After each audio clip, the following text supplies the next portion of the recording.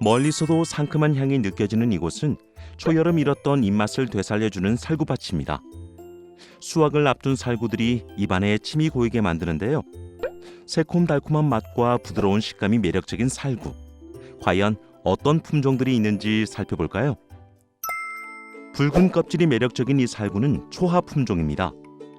숙기가 6월 하순인 초하는 과중 75g, 당도 15브릭스인데요.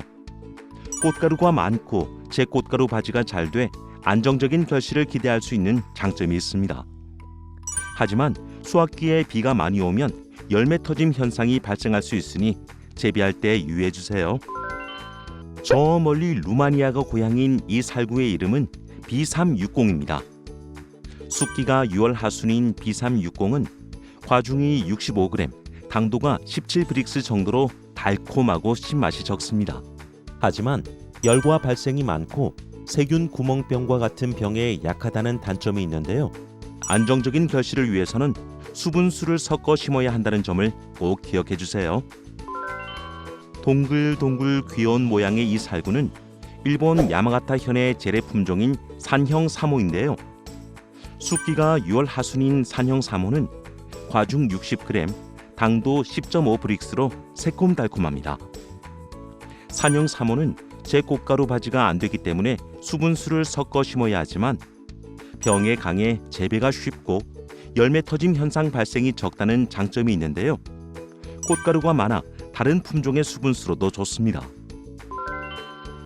캐나다에서 태어난 하코트는 7월 상순이 숙기인 살구인데요. 과중 80g, 당도 13브릭스로 결실성이 매우 좋고 열과 발생이 적다는 장점이 있습니다. 하지만 하코트는 제꽃가루 바지가 잘 안 되기 때문에 수분수 품종을 반드시 섞어 심어야 합니다. 국내에서 재배되어 온 이 살구는 산형 3호로 잘못 알고 재배됐던 품종을 만금으로 새로 이름을 지어 육성한 품종인데요. 숙기는 7월 상순으로 만생종에 속합니다. 과중 65g, 당도 11브릭스로 단맛이 높은 편은 아니지만 산미가 적습니다. 또한 만금은 열매 터짐 현상 발생이 적고 제꽃가루 바지가 잘 되기 때문에 착과가 잘 되며 과육의 질감이 치밀해 유통할 때 편리하다는 장점이 있습니다. 초여름의 열기가 느껴지는 6월, 제철 맞은 살구들은 하루가 다르게 익어가는데요. 이렇게 품질 좋은 살구 생산을 위해서는 결실을 좌우하는 요인들을 잘 숙지하고 결실량을 확보해 조절하는 일이 매우 중요합니다. 살구의 결실을 좌우하는 요인 그 첫 번째는 저온에 의한 피해인데요. 살구는 개화기가 빠른 과정으로 꽃이 피는 시기에 기온이 낮아지면 꽃이 서리 피해를 입거나 방화곤충의 활동이 억제돼 결실률이 낮아지게 됩니다. 두 번째는 암술이 짧거나 검게 변한 불완전화가 발생하는 경우인데요. 이때 역시 결실률이 낮아지게 됩니다. 마지막 세 번째는 제꽃가루 바지가 안 되는 품종의 경우 수분수가 충분하지 않을 때 결실량이 부족할 수 있습니다. 그럼 살구를 안정적으로 결실시키기 위해서는 어떻게 해야 할까요? 먼저 서리 피해가 발생하지 않는 지역에 심어야 하는데요. 만약 개화기에 저온이 예상된다면 방사팬이나 살수법 등을 이용해 저온 피해를 방지해야 합니다. 또한 완전화를 많게 해야 합니다. 살구나무는 불완전화가 70에서 80%에 달하는 때도 있는데요. 그 원인은 영양 부족이나 동해에 의한 경우가 많습니다. 따라서 수확 후 잎 관리를 통해 조기 낙엽을 방지하고 나무가 저장 양분을 충분히 축적할 수 있도록 유도해 줘야 합니다. 그리고 수분수를 20에서 30% 섞어 심고 방화곤충을 적극적으로 이용하는 것도 결실량 확보에 좋습니다. 마지막으로 살구는 개화기 동안 날씨가 좋지 않아 방화곤충의 활동이 나빠지면 인공수분을 실시해 줘야 하는데요. 채취된 꽃밥은 25도씨 정도의 실온에서 터뜨려 얻으며 꽃가루의 수명을 길게 하기 위해서는 건조하고 온도가 낮은 곳에 보관하면서 사용하고 남은 꽃밥은 냉동실에 실리카겔을 넣어 보관하면 다음 해에도 사용할 수 있습니다. 인공수분은 개화 후 2-3일 후가 수정 능력이 가장 좋은데요. 날이 화창하고 바람이 없는 날을 선택해 면봉으로 수분시켜 주거나 인공 수분기를 사용해 작업합니다. 우와, 꽃이 지고 난 살구나무에 엄청 많은 과실이 열렸는데요. 과실이 이렇게 많이 열리면 열매는 작은데 결실량이 많아 열매가 균일하지 못해 품질이 떨어지고 숙기가 늦어집니다. 따라서 열매 속기를 해줘야 하는데요. 살구 열매 속기는 빠를수록 양분의 소모가 적고 남아있는 과실과 새로운 가지가 잘 자라게 합니다. 따라서 열매 속기 작업은 만개 후 20에서 25일쯤에 시작해 늦어도 만개 후 40일까지는 마치는 것이 좋은데요. 열매 속기 작업을 할 때는 과실 크기가 중간 정도인 품종은 2-3cm에 한 개씩, 큰 품종에서는 4에서 7cm에 한 개를 두고 솎아줍니다. 또 나무의 위쪽과 바깥쪽은 안쪽보다 햇빛을 잘 받아 광합성이 활발합니다. 따라서 위쪽과 바깥쪽에 과실을 조금 더 많이 남겨두는 것이 좋은데요.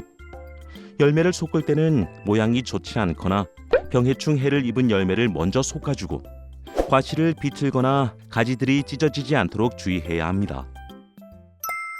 왕성하게 자라는 살구나무는 여름과 겨울 두 번에 걸쳐 전정을 해줘야 하는데요. 전정 작업은 불필요하거나 쇠약한 가지들을 제거해 결실량을 조절하고 복잡한 가지들을 솎아내 나무 내부로 햇빛과 바람이 잘 들어오게 해 과실의 품질을 높여줍니다. 또한 전정은 병해충 방제 등 농작업을 편리하게 해주는 장점도 있습니다. 살구나무는 품종에 따라 직립성인 것, 중간인 것, 개장성인 것으로 나뉘기 때문에 특성을 잘 파악한 다음 전정을 진행해야 하는데요. 살구나무의 수형은 대부분 개심 자연형으로 여름과 겨울철 전정을 다음과 같이 합니다.